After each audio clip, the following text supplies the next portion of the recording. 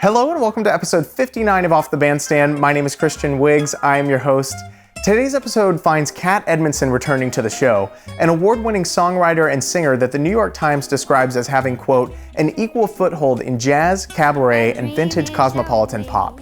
Kat has received praise from Jazz Times, Downbeat, Jazz Is, the Chicago Tribune, and NPR, and has been featured on Austin City Limits, Tiny Desk Concerts, and The Late Show with David Letterman. In this episode, we dive into bucket list goals of the past and future. We also talk about finding inspiration in the unlikeliest of places, and a show where even the best sound check can lead to surprises at Downbeat. Moving on to the release of the week, this is Dreamers Do, Kat's fifth record that Jazz Is magazine calls, quote, one of the most beautiful albums of the year, and debuted at #1 on the Billboard Traditional Jazz chart.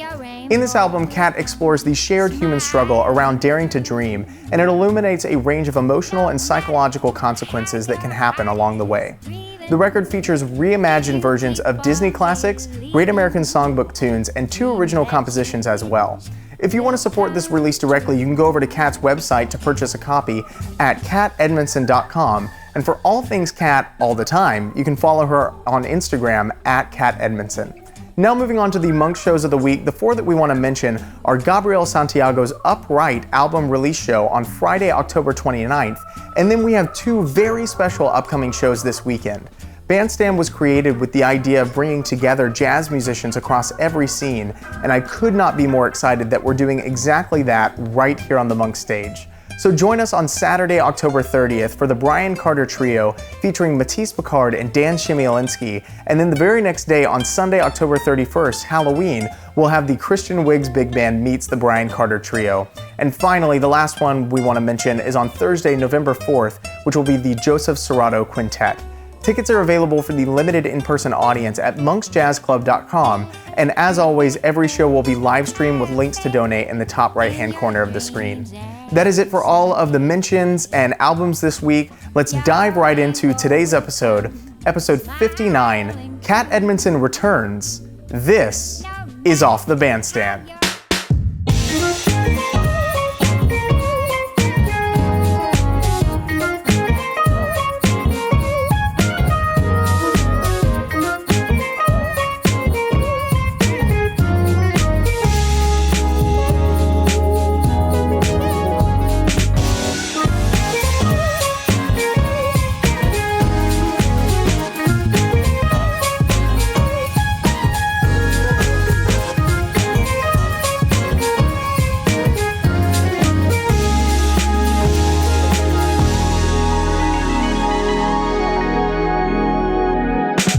No, yeah, okay, so you were saying how, like, you've just seen it change, like, rapidly. How does it even compare from, for you, is there a noticeable shift from when you were here in February of 2020 to, like, right now?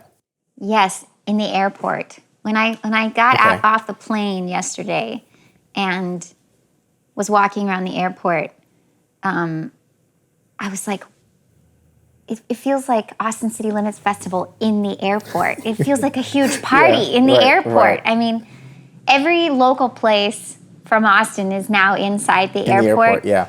So you kind of have the impetus to just like get off the plane and stay for a while. Stay in the airport or stay at Austin? Okay. Yeah. But I couldn't believe how many people, because it was not long ago. Yeah. You know, that it was still a small and quiet airport. I mean, I used to fly into Austin from New York or go back and forth before I left Austin, going to LA, and Austin felt like a tiny town. Yeah, you know, it was just like my little airport. It did not feel urban the way that it does now. Sure. I mean, this is different. Can you record a song called My Little Airport? Yeah. Please, like it would mean a lot to me. I can kind of picture how it would go. Yeah, right. Yeah. Amazing. Okay, so I had to keep myself at bay until we started recording, because you said that just a really exciting piece of information about the Off-Broadway show, and if we can talk about it, I would love to hear what that project is. Great, yeah. I'm going to be in an off-Broadway show called The Hang. Okay. At Here Arts Center in New York City. It starts in January, runs January 7th through February 20th. Okay. And we'll be playing 5 nights a week. It's a play about, it's a musical, in fact. Everything is sung. Good. About the death and the trial and the death of Socrates. Whoa. Yeah. That is so hip. It's really hip. It's written by Taylor Mack and music by Matt Ray, who's a phenomenal pianist and composer. The music is extraordinary. It's rooted in jazz and opera and a lot of other things. And it's going to be wild. The costume designer is Machine Dazzle, whose costumes are like parade worthy. I mean, they're like Macy's Day Parade worthy. They're like massive and epic costumes. I want to make sure I got that name right. Machine Dazzle? Machine Dazzle. Checks out.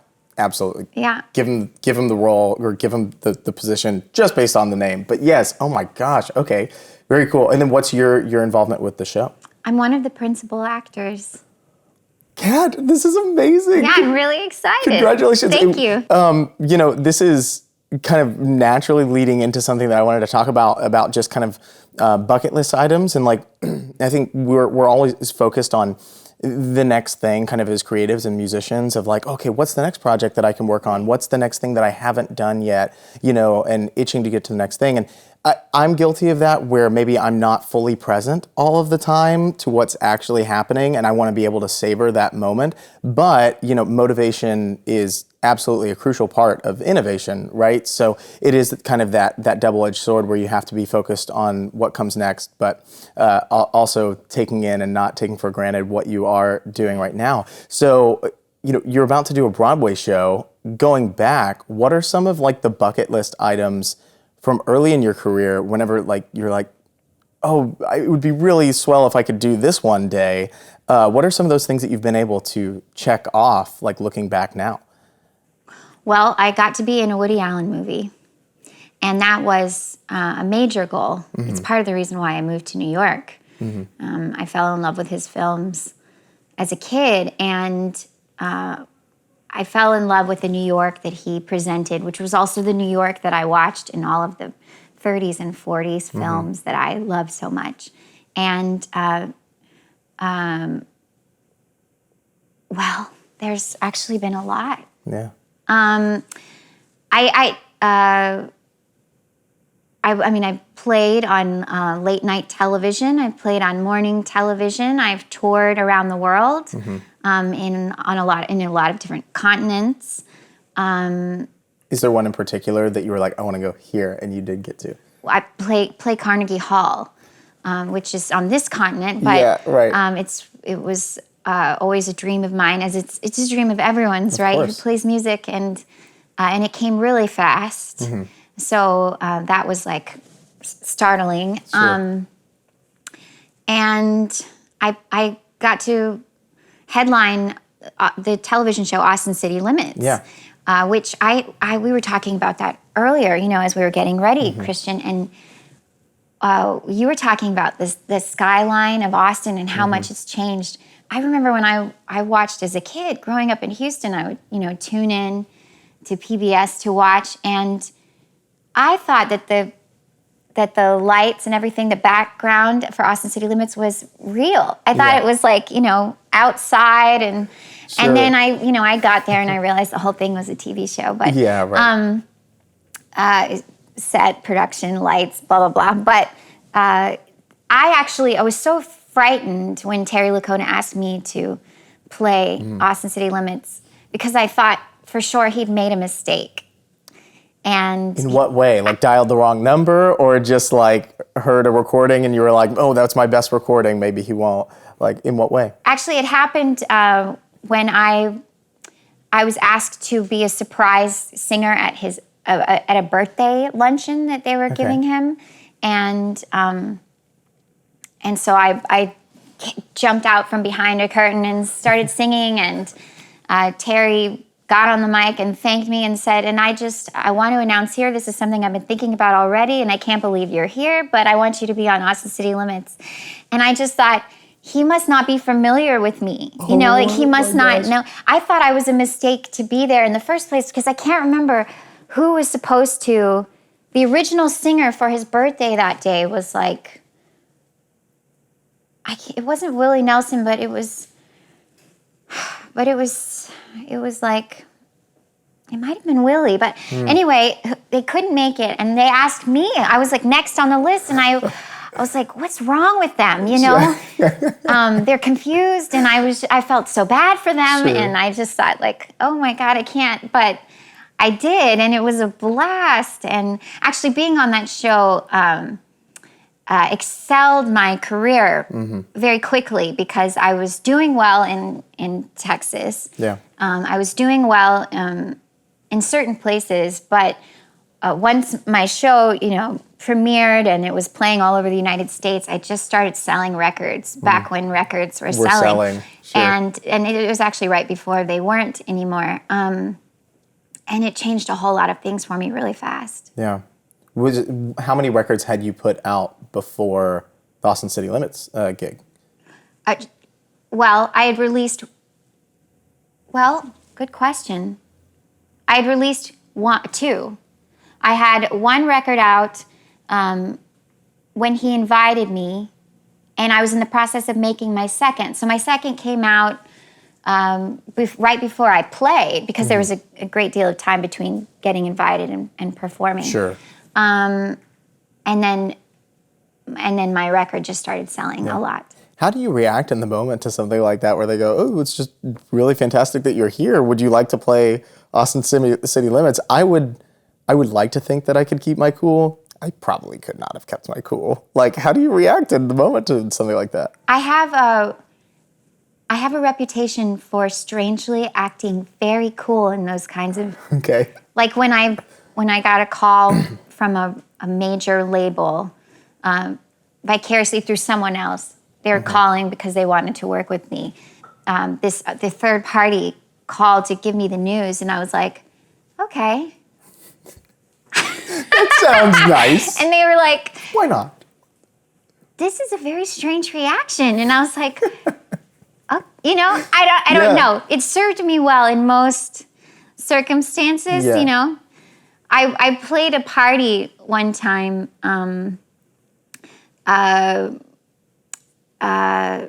very strangely. This is one of those like things that I never would have wished for, and I can't believe it happened. But Robbie Robertson from the band hired me to play as a birthday present for David Geffen at Jimmy Iovine's house. Okay. And like 50 of David's closest friends were there, and that included Oprah, Steven Spielberg, Tom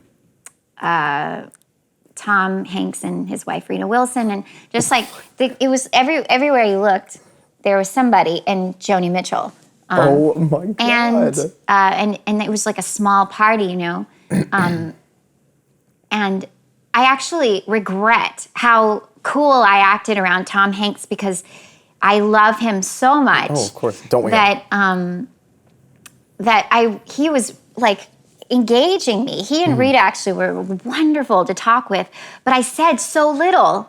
And they just kept, conversing and trying to get more information because they wanted to hang out with the band. And I mostly didn't speak because my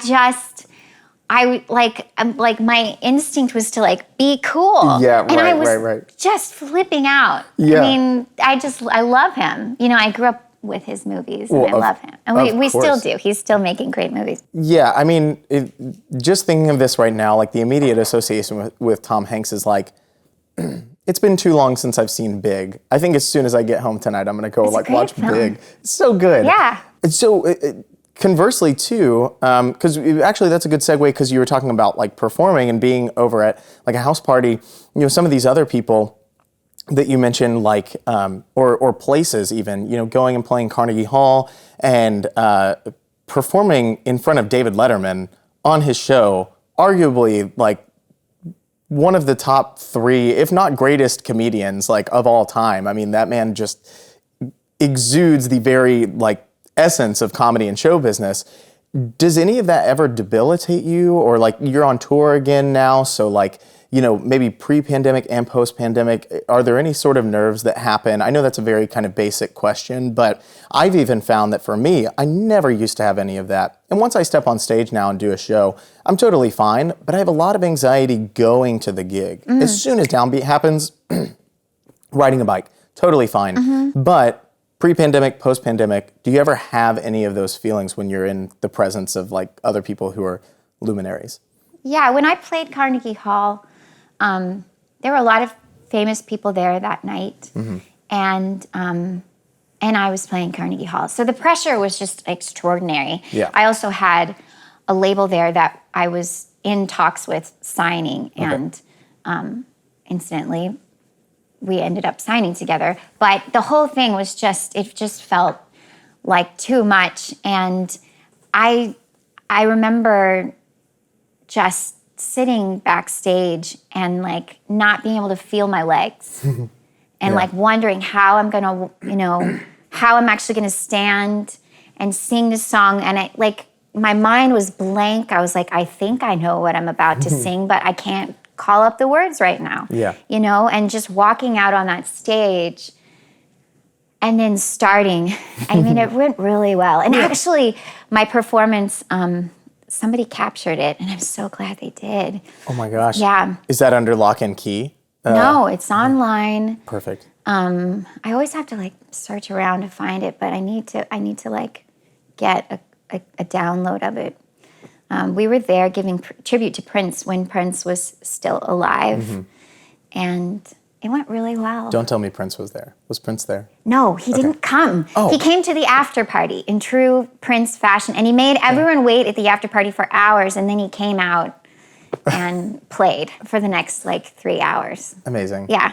Hopefully he saw the YouTube video. We can. I don't know. We can hope. Well, his estate always takes everything down. Right.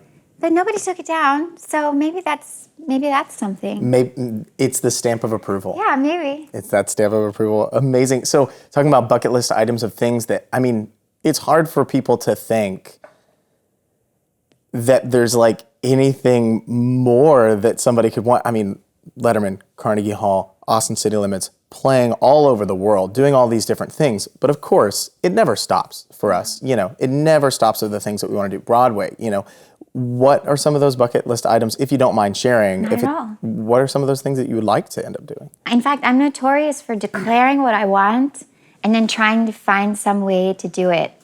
Perfect. After that, because it'll be like, I want to tap dance, and it's like, perfect. Let's something like that. I actually, in this musical that I'm going to be in, I was like, I'm a tap dancer, and mind you, I take lessons. You can't call me a professional tap dancer, but I got cast in this musical, and they're like, and we heard you're a tap dancer, so we want you to tap in the show. I was like, shit. So I got my tap board out, and I'm, starting to tap. I'm like, I gotta be a tap dancer by the time this musical happens. I feel that way because I put on my bio before, I literally just updated it and I took it off, but I would put Christian Wiggs as a vocalist and trumpet player because I do play trumpet. Yeah, I thought so. But then I was like, I'd rather hire Mike Saylors or somebody really killing to come and play with me rather than, because I don't want to, it's like one of those things where it's like somebody goes, oh, do you want to play trumpet now? And you're like, well, I wish I had some preparation. I need to hit the shed a little bit with that. You're like me. Right. Yeah, you can get yourself in trouble, but I think it's totally worth it. Oh, it is. Right? Always. Right, because, you'll be ready when Yeah, well, there was something that happened even just last week where somebody subbed out of a gig 9 hours before it happened at midnight, and then I was asleep, and it was 2 a.m., and it was we needed to find a pianist, but everybody was booked it was a Sunday brunch type thing, and everybody was booked, and I just had to make the split-second decision at 7:45 a.m., and I was like, I'm not a pianist. I can comp and I can get by. I think it'll be fine for this gig. And so I had to go and play a gig on piano. You did it? I did it. Oh, that would have scared me so badly. It was nerve-wracking For sure, because I had to like go to South Austin, pick up somebody's keyboard that I like had to ask a favor for, bring it up, then like learn all these tunes, like an hour's worth of tunes in like 15 minutes, and then be like, boom, here we go, downbeat. So yeah, scary, but growth maybe. It makes us grow. So yeah, and you're the consummate professional. So I mean, you execute, right? Well, there's almost no choice to, right? Yeah, but that's a frame of mind. For sure. There's a person that will execute, and then better nor worse, there's a person that will fold. You know, we all have our different makeups, and you don't strike me as the folding type. But I've had to do the same thing. I don't play piano, but I was told, I don't know, in 2010, I was filming something for the Health Alliance that was going to do premiere at the Moody Theater, and they wanted to tape myself and another artist, and they were under the impression that I played my own instruments, and they had designed this whole shoot to where we're like, it was all about us being alone and solo in the room. Got it. And I can't remember why. I was under so much pressure to learn it myself. I mean, I feel like now I would have just insisted that I have someone. Sure. But I sat for a week and played and played and played, and I showed up at that shoot and like play and accompanied myself. Whoa. Yeah. And it was totally nerve-wracking. I can't believe I was able to do it, because I've tried to do it at a gig not long after that, and I just crumbled. But like on set, you know, like camera's rolling, my hair's all done. I'm there you go. Well, that's the secret, right? Just like get your hair done, and then all of the musical talent is going to, you know. That's the secret. Right, yeah. Good thing I'm getting my hair done today before my show. It's going to be great. Yeah. I have no doubt, you know. We need to make a note of that for Bandstand. We need like a hair and makeup person, and then every interview is going to go great, regardless of any other circumstances that go on. Amazing. Man, I want to talk about inspiration and unlikely places where it comes from, because something else that I've found recently is that I would exercise before the pandemic, but especially just with all of that downtime, you know, for the first month, you're just snacking on like everything that you can. And you know, me and Lydia would be like, okay, we only want to like go to the store, because like everything was so unknown at that time. We're like, we only want to go to the store when we need to, like every 2 weeks we'll go. That's what we and were like doing too. Yeah, like stock up, but not exorbitantly, where we're like taking everything. And honestly, at that point, there was very little on the shelves anyway.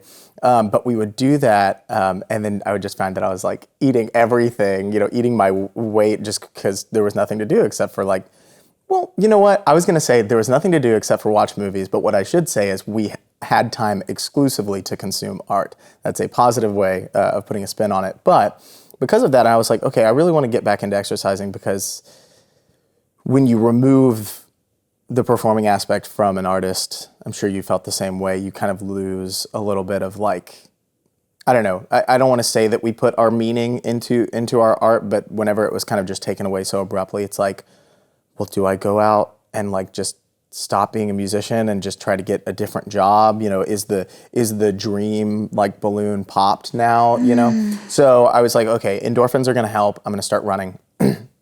And so Lydia and I started doing that a lot. And the sights that I would see as I was running around, I live up north by the Domain, so it's like a lot of those shops. So I would see all of like the buildings and the bus stop and the shops and like, you know, nature areas.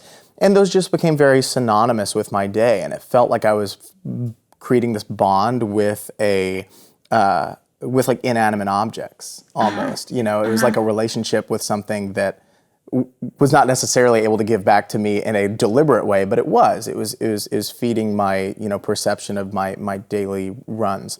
And then I just in April or May, like whenever work started to pick back up and a lot of us were able to get our vaccine, I kind of fell off for about a month and a half, and I started running again.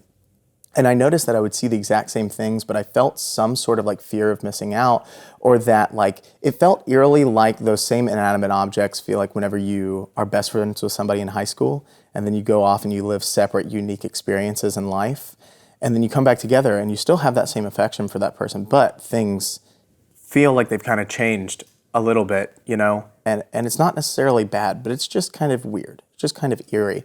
So I had this like lyrical idea of that I was like kicking around. I'm trying to workshop of like, you know, even buildings can move on too, you know, just this idea that they're not moving on. They're not alive. It's just, you know, it's steel and brick and windows, but at the same time, everything is moving forward. Everything is moving in time, regardless of it being conscious. So, all that to say, now that I've gone on and on about buildings and steel, I think that's very interesting. I think that everything has an energy to it. You know. Yeah. Not to say that inanimate objects aren't inanimate, but everything contains an energy. I mean, it's all connected. I mean, everything comes from something else. So I think you're onto something there. And I've spoken with architects who think the same thing, you know, designers. Well, it's because their work, they're so close to it, right? It's meaningful to them. So in that same kind of way, you know, that's a place where I did not expect inspiration to come from, just like running, whatever, you know. Where is a place that you've found like unlikely inspiration, either musically or otherwise? Well, the two obvious ones, which one might gather about me already, well, at least this one, movies, film. Even film without music is actually my greatest influence, more than like recorded music. Music, well, the music in film is recorded, right. But just film in and of itself, the scenes, the life, the actors, the writing, the moments that are had, that is, I live for that. Yeah. If I ever feel in that place, and I have often, of just circumstances changing around me and I'm not quite ready for the change, and then you go as an artist, should I do something else, you know, that's not musical? Should I do something that sometimes it just feels really hard and you're like, what else is there for me to do? Yeah. Because if your identity gets questioned, then you're like, who am I without this? Yeah. You know, I've got to be somebody without this. I have to be able to exist if this doesn't exist at some point. But movies. I mean, if ever I'm feeling that way, I sit down, I watch a great film, and I know, and I'm just like full again. My tank is full. Yeah. And also, in the same vein, children's stories, animated pictures, but also like children's books. That's really interesting. Children's books. Okay. Like, do you have any specific examples that just pop at the top of your head? Well, just the other day I had the impulse to buy a vintage Maurice Sendak book. Occasionally I will collect like very old children's books. When I was yet to be born, and my mother knew that she was going to have me, the first thing that she bought for me was a very old copy of The Wind in the Willows. And I think the difference between children's stories and adult stories, apart from like, you know, mature content, is the very forthcoming way that they're told. They're not convoluted. They're not saturated with our, you know, adult complexes and neuroses. It's just like, this is this, is this, is this, and it's they're like parables, you know, told in the Bible. They're like, you know, it goes way back. It's like folklore, you know, essentially. Right. And I love those stories.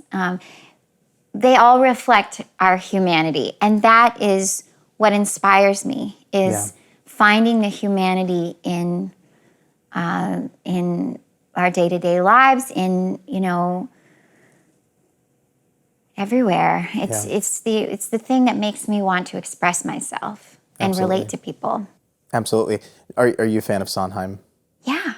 So there's a good friend who was in Beetlejuice, in the original cast of Beetlejuice. His name's Johnny Brantley III, and brilliant. I mean, he's like one of those quintuple threats. You know, he's an incredible actor, an amazing singer, an amazing dancer, beautiful human being just all around, just very thoughtful and mindful, a handsome devil. Like, he's got every box checked off.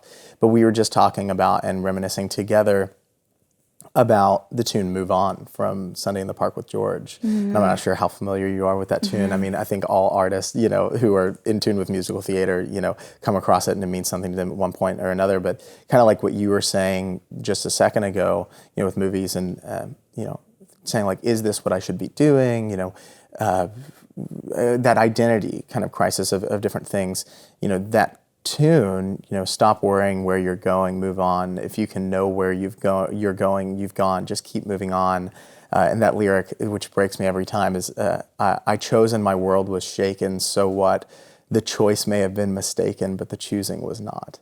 And it makes me almost like want to cry, just like speaking it out loud, because it's that idea of just making choices, going through life, and yes, some of them might yield results that are less than favorable, but it doesn't mean that choosing that decision was any less valuable or any less crucial to your own personal development, for better or in favorable or unfavorable situations. So, you know, have there ever been any points in your career where you've had to make, you know, scary choices and just dive, you know, head first into the deep and figure out what you were going to do? Yeah, I have. I want to say to that note on the lyrics and what he's saying, I was just speaking with a very wise woman a few days ago, and she was essentially presenting the case why we ought not have regrets. And she said, if you're in the position of taking time to think about what you're going to do, whether or not it works out, there's no reason to regret it, because you did your best in that moment to make the decision. And so there's essentially nothing to regret. It's all about learning, you know? And I really was so grateful to hear that the other day, because I thought, oh yeah, because it's hard not to hold yourself responsible for the outcome of things, even if you couldn't have predicted it in the first place. You know, you go, oh, I should have done this instead, and I made a mistake, you know? But that's not the point. It's you made the choice with care at the time. And whatever happened, happened. And that's our challenge. That's our moment to rise and be courageous and persevere. Amazing. Amazing. So you asked me, have I ever had to move on, more or less, with the decisions that I've had to make? And yes, I've had relationships in the business, people that I worked with very closely, that I've had to part with, and it was very scary as to whether or not I should. Some instances where I had to go out on my own, you know, at the warning of everyone else saying, like, that's not a good idea. Yeah. You have this huge company behind you. You need to go and just keep working with them, because you're essentially nothing without this company. And then I would say, but they're not aligned with what I want, and I have to do this. And, you know, and then I'm not going to say that those choices to be out on my own or to make the decision against what other people thought was easy, you know, once I made it. But if I ever give up my reason for doing something in favor of someone else's reason, then I'm lost. Yeah. And I might as well not even be there. Yeah. I can only ever function when I know why. You know, I have to. The reason why I became a singer was not because people were like, you should be a singer, you know. It was like, I knew I'm going to do this and I'm going to be successful. Yeah. You know, and I knew that I could. I knew that there were things that I could pursue and that that I would do well at. And I found that in the business, no matter how far you get, and it's interesting, I hear stories about other artists experiencing this, like, for instance, Michael Jackson being at a certain level and people still questioning whether or not he should, make this next record or have this next concert. Alfred Hitchcock, people questioning whether or not he'd be able to make Psycho. Everyone was throwing obstacles in his way before he made that film. And I watch those with great, or I take that in with great inspiration because more often than not, people will tell you what you're doing is not a good idea, or it's risky, or it's scary. And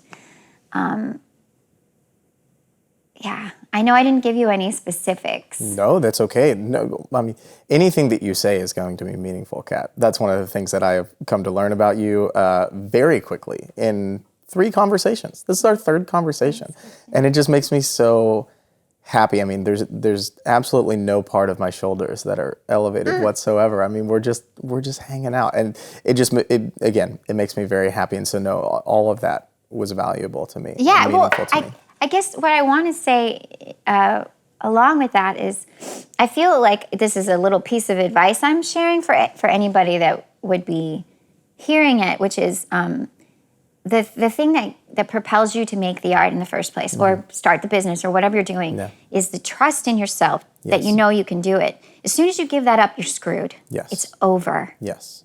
And it's going to end really fast because somebody else in charge of you doesn't work. It doesn't. No matter how much you want it to. It could be the love of your life. It could be a family member. It could be your trusted manager. It doesn't matter. As soon as you give up it's it. And it's not good for anybody. Everything has to be in balance. So when in the moments in my career when I have said, go ahead, I'm not talking about micromanaging, but I mean giving up your reasons. Go ahead. Or no, I don't have to have that kind of a record. You can just, sure, we can record this song even though it's not one that I'm passionate about or anything like that. Those are the moments that I've regretted. Yeah. Speaking of regret, those are the moments where I thought, I should have trusted me. Yeah.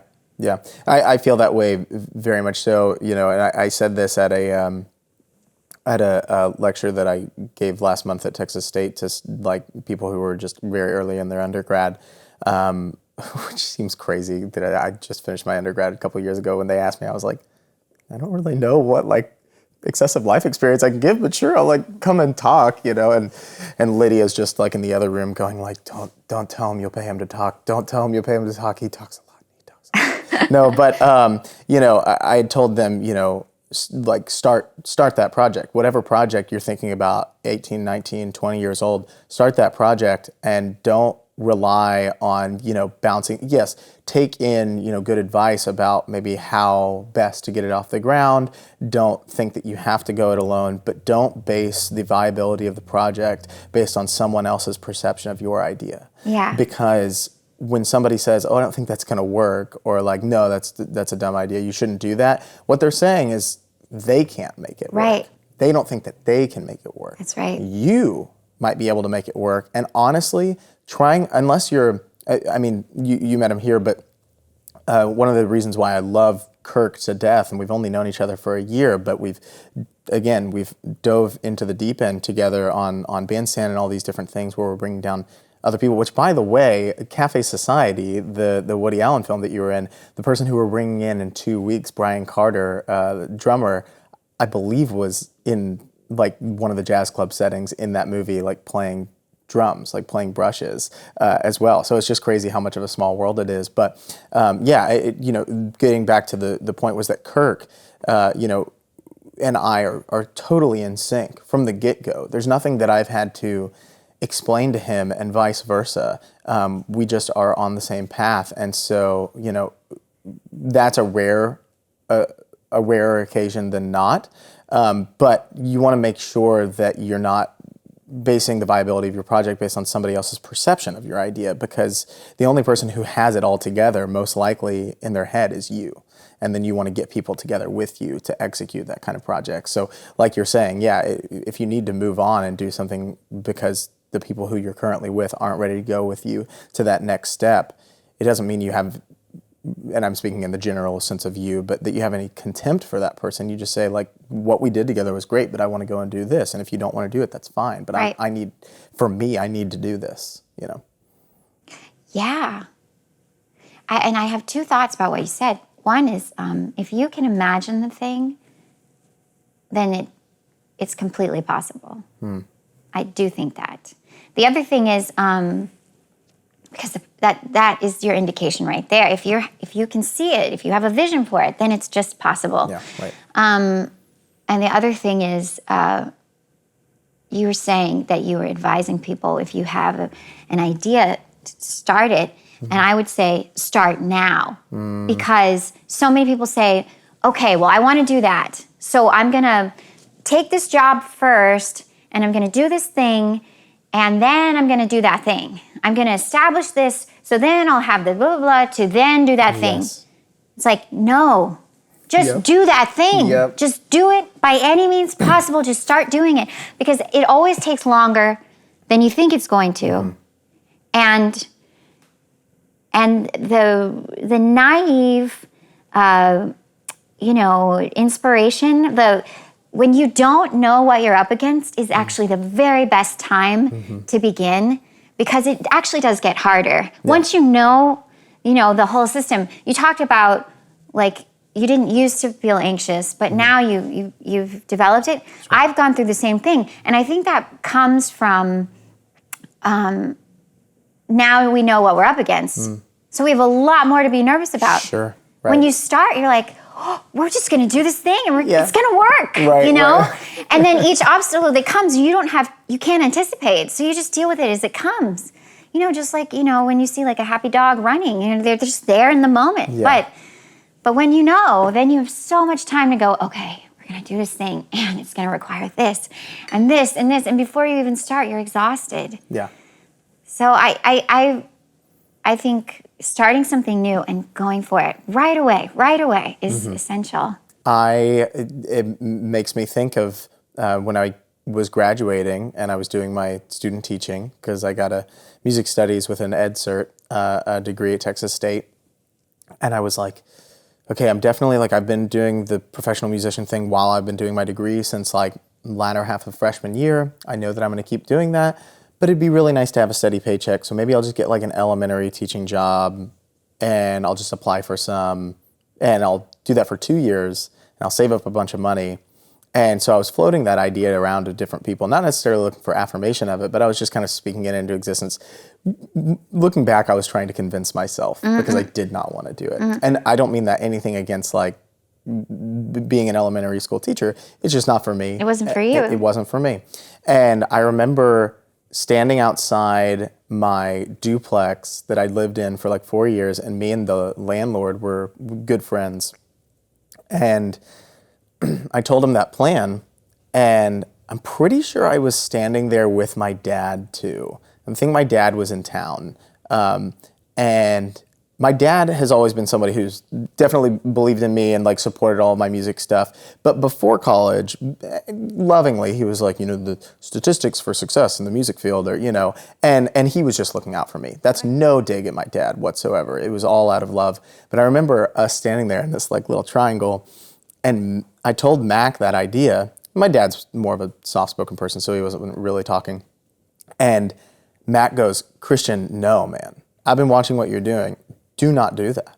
You have to keep going. You have to commit to this while you're young, and because I've seen what you're doing, do not go take one of those elementary teaching gigs. And I took one interview, didn't get the job. Didn't turn it down. It wasn't like, no, I'm not going to do it. No, just straight up didn't get the job. But I remember 6 months in, something pivotal happened that took up all of my time, and it was like the next step of the career. And I was like, imagine what would have happened if I took that elementary teaching job. So kind of talking about that, and giving credit where credit is due to inspirational people in our lives. Who are some people for you that have been either mentors or figures of encouragement that you credit with, really special, pivotal moments in your life and in your career? Well, I think of Lyle Lovett when I was making my second record and I was touring with him. I was opening for him on the road, and I was really grappling with what genre I am. That was like, I was like, well, I'm not straight jazz, but it's not pop, but it's not, it didn't feel like I could fit anywhere. Commercially speaking, it felt like I was just very specific and like, how do you market to your audience, you know? And anyone that's not in the business would have no interest in that, but that's what one has to face when they're putting records out for sale. And I was writing and I was grappling with that. I don't know why Lyle picked up on it. And he said, are you struggling with this issue? And I said, yeah. And he said, don't. He was like, you are the glue. It doesn't matter what it is, it's you.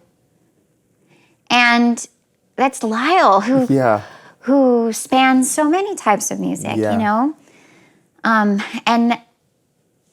I venture to say that he gave me permission, because I admired him and I looked up to him, that he gave me the permission that I needed in that moment to let that worry go.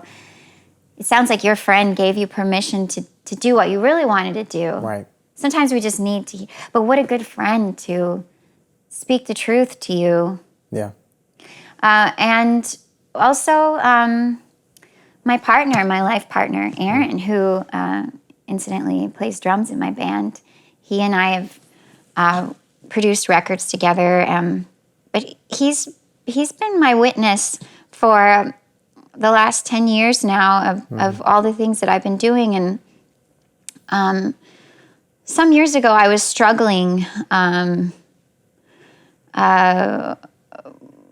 with certain circumstances, and to make a long story short, I was feeling sorry for myself. I mean, it was a situation where I had been treated really badly, but I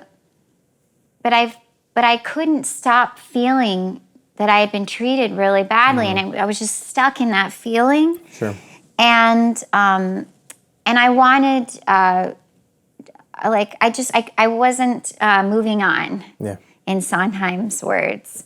And I was letting my experience define me. It was like, this is who I am now. I'm the person that's been treated badly. That's part of who I am. And he turned to me and he said, everybody's been through something at this point.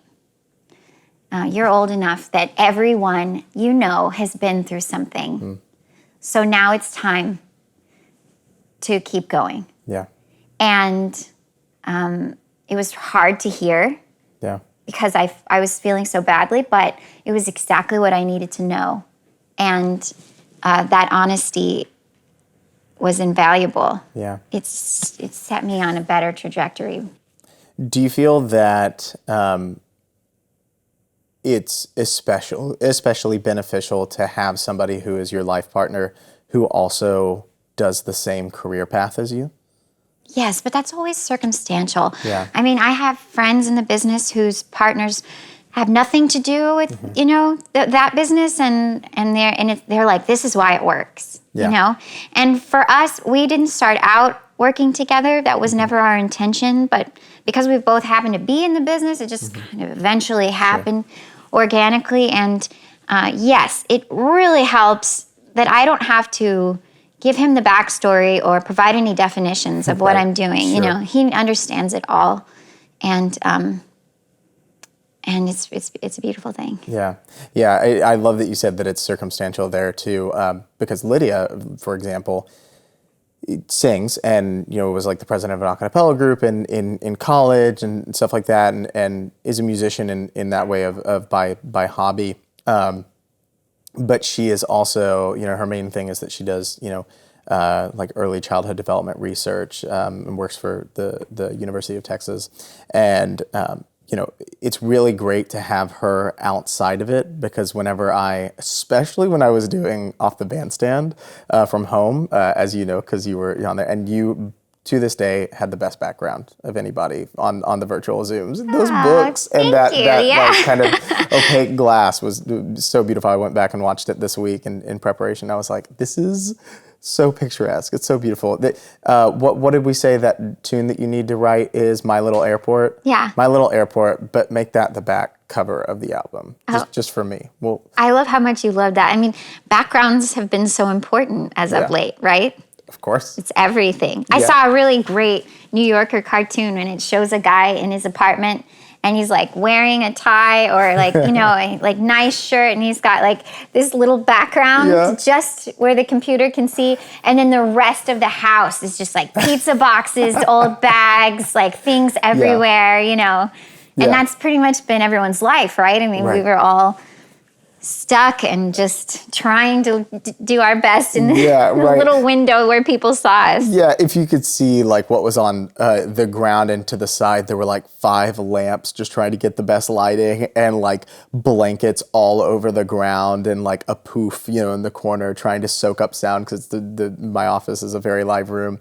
But yeah, so Lydia, because she's separated from all of that, or musically speaking, like whenever I was still doing the mixing of I was giving Charlie, the engineer, notes about the mixing of the record during the pandemic, and I would just get so in my head, and whether it was Bandstand or the record, I'd be like, hey, I need a total outsider's opinion. Do you hear this? And I would detail exactly what I like hated about the certain thing that was going on. She'd go, I'm looking hard for it. I have no idea what you're talking about. Oh, wow. And she's very perceptive too. So like for her to say that, I was like, okay, cool. It's all in my head. So yeah, like you said, it's circumstantial. For me, it really works. I think it'd be fine too if she was a full-time musician, but to have someone that's totally out of that sector that can, assuage my fears or whatever, very meaningful to me. But talking about records, you have a record coming out in a matter of weeks, and we're allowed to talk about it. Yes, we can talk about it. Amazing. Let's talk about it. It's your 6th record. Yes. 6. Yeah. Congratulations. Thanks. Yeah. That feels like quite an accomplishment. Hey, that was on the list. I wanted to make a record every 2 years. A bucket list item. Okay. Yeah. Bucket list items. If you asked me what I wanted to, what were things I set out to do that I did, and that's a huge accomplishment because, as you know, it's a whole process. It's such a huge undertaking. Yeah.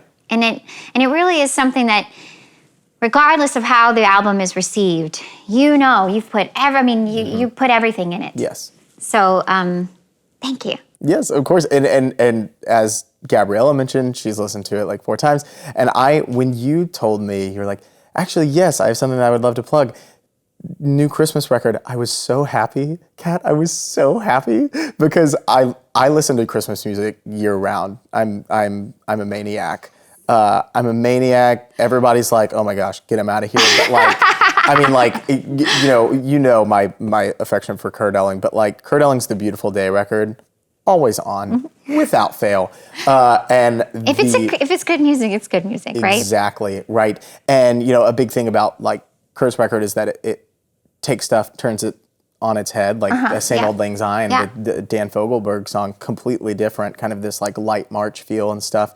And that's exactly what you've done too with a lot of these tunes. I've listened to it like 3 times through since yesterday when you sent it. And I can guarantee for anyone, this is a warning, anyone who gets in my car for the next 2 months, it's what they're going to hear on repeat. Yes. What was first question, what was the impetus of like your 6th record being a Christmas record? Maybe not necessarily like the 6th one, but why a Christmas record and why now?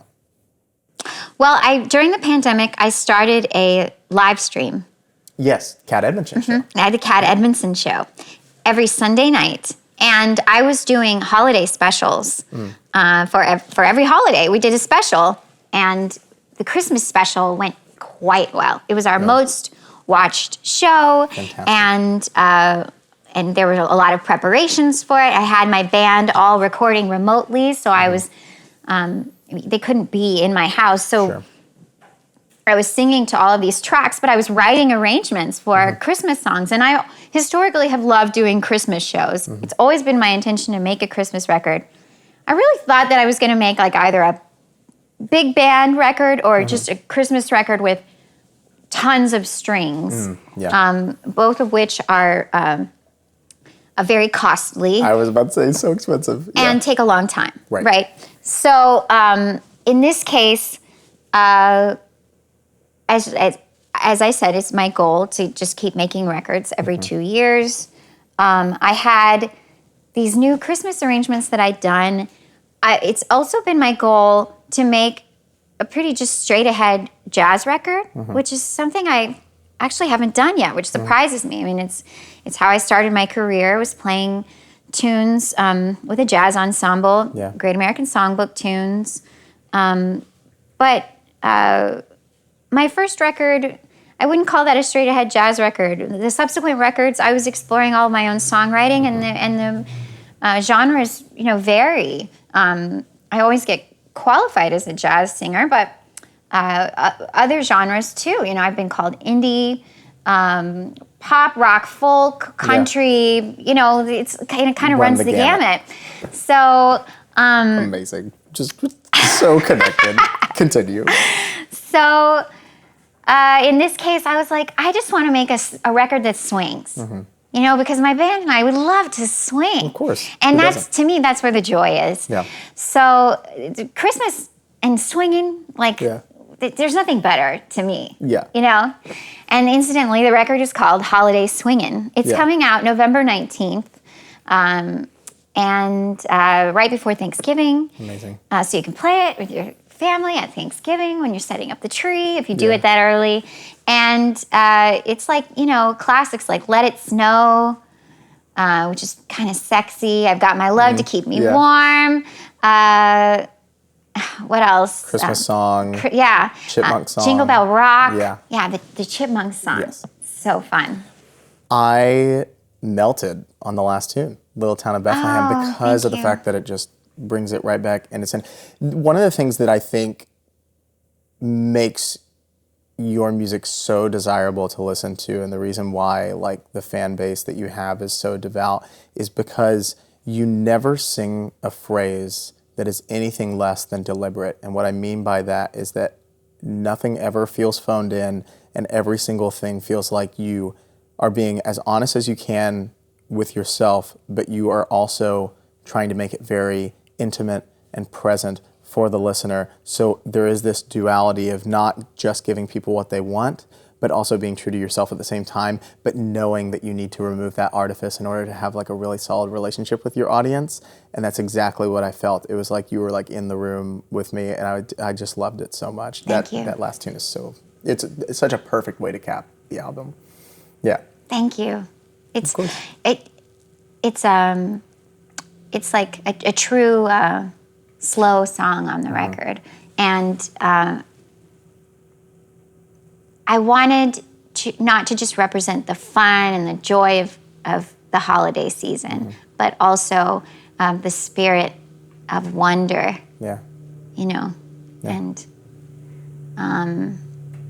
And so I'm thrilled that you like it, Kristen. I'm so excited about it. I love it. I love it. I don't like it. I love it. It's Yay! great. Amazing. We'll keep it on repeat all the time.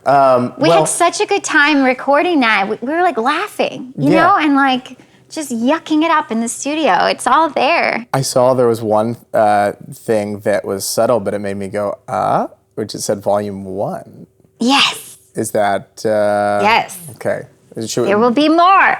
Great. For Amazing. sure. Yeah. We got to get that big band, that strings record somehow. Yeah, that's still going to happen. Yeah. And everybody will drop Kat's PayPal below so that way they can pay for that record. Just get somebody, get all the donors in here because we need a strings and big band record. Yeah.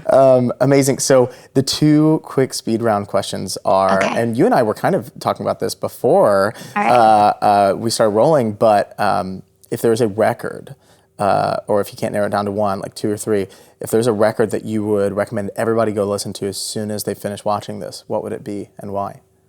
Oh, shit. I I know. People always go, I wish you round. asked me that earlier, and it's like, no, I want what like immediately comes out.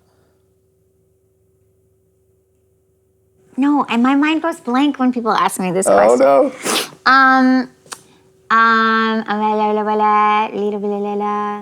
Frank Sinatra in the wee small hours of the morning. Oh, of course. In the wee small hours. Yeah. That's such a That's great what record. it's called. It's a beautiful cover too. Yeah.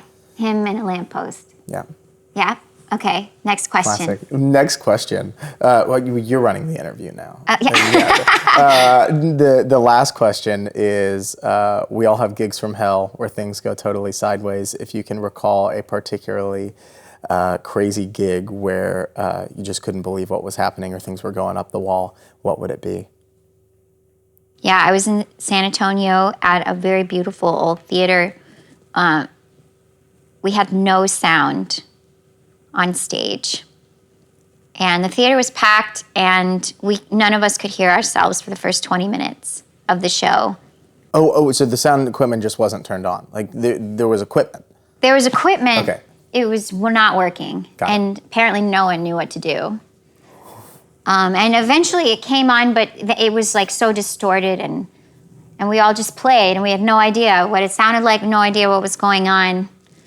Yeah, I was really uncomfortable. How long was the set? Like an hour? The theater shall not be mentioned. Okay.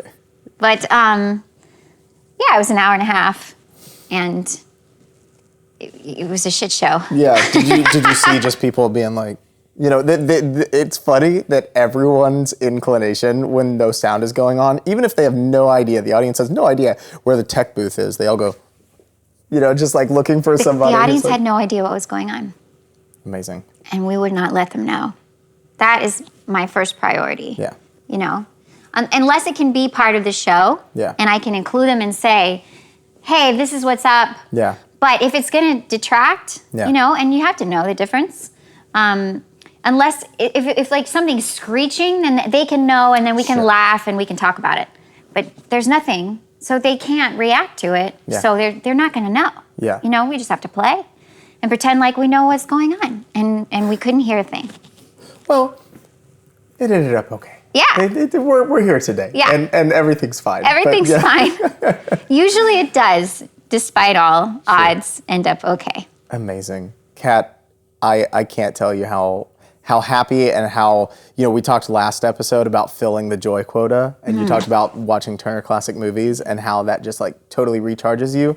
This has totally recharged me. All anxiety gone, totally relaxed. I'm so thankful for the time to be able to spend with you. Thank you for coming on.